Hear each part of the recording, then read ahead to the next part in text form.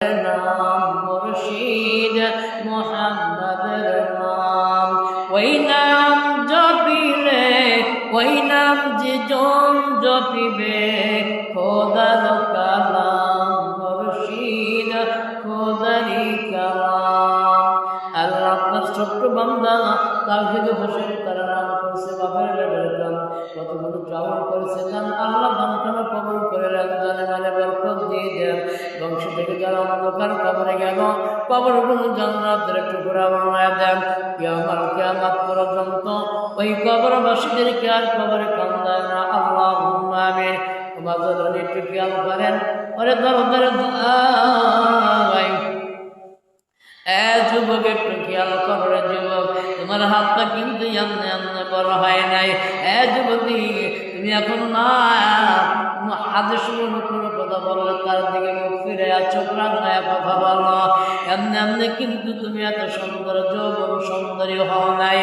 তোমার মার মেহনতের দ্বারা তোমার বাবার কষ্টের দ্বারা আল্লাহ রব্বুল আলামিন কিন্তু তোমার দুনিয়ায় প্রেরণ করে দিল।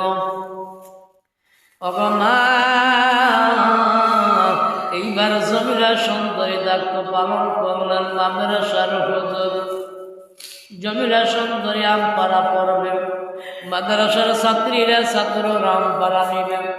সকলেই অনেক কিছু মাদ্রাসায় নিয়ে আসলো, মিষ্টি নিয়ে আসলো, কেউ বাতাসা নিয়ে আসলো, কেউ খাবার পণ্য নিয়ে আসলো, মিষ্টি বস্তু যাতে সকলেই নিয়ে আসলো।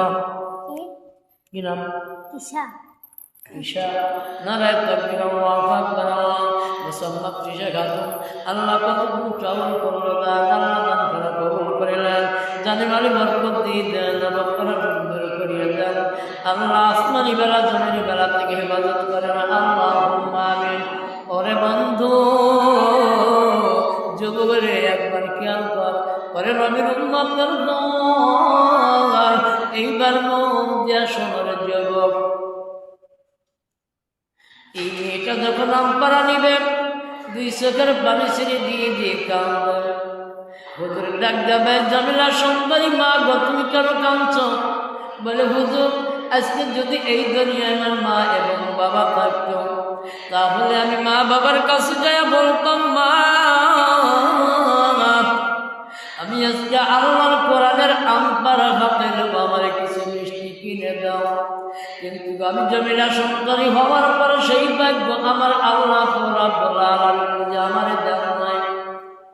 এইবার মাদ্রাসার হুজুর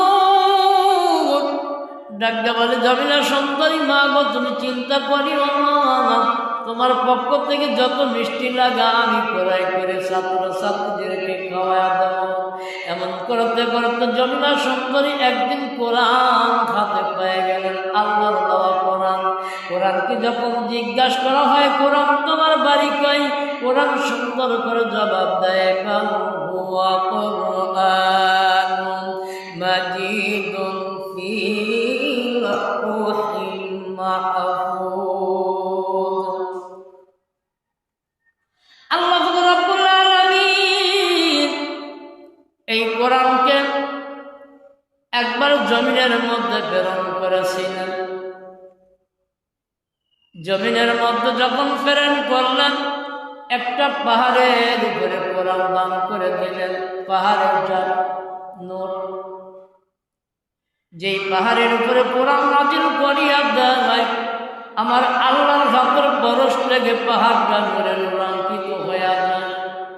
অথচ সেই পাহাড়টা যখন ভাবতেছিলেন আল্লাহ পাহাড়কে জবান করে দিলেন। পাহাড় কিনতে বলেন, আপনার এমন একটা গন্তব্য আসমানি কিতাব, এই কিতাব এত ভারী আমি পাহাড় একে বহন করা আমার পক্ষে বড় কষ্ট হয়ে গেছে। আপনার কোরআনকে আপনি সংরক্ষণ করেন, আল্লাহ আমাকে বিপদ থেকে মুক্ত করিয়া দেন। পরে মা জননী আমার আল্লাহ রাব্বুল আলামিন কোরআনকে জুড়ে লৌহ মাহফুজের মধ্যে স্বর্ণের অক্ষর দিয়ে যখন লেখে রাখলেন, এই কোরআন অর্ধপর এই কোরআন হেফাজতের দায়িত্ব আমার আল্লাহ নিজেই পালন করলেন। এই কোরআন দিয়ে আমার নবীর দুনিয়ায় প্রেরণ করবে, আমার নবীকে দুনিয়ায় প্রেরণ করার পরে কোরআনের দাওয়াত চালু হয়ে যাবে। ওগো মা জননী এইবার জামিলা সুন্দরী কত সুন্দর একটা কোরআন পেয়ে গেল বাবা।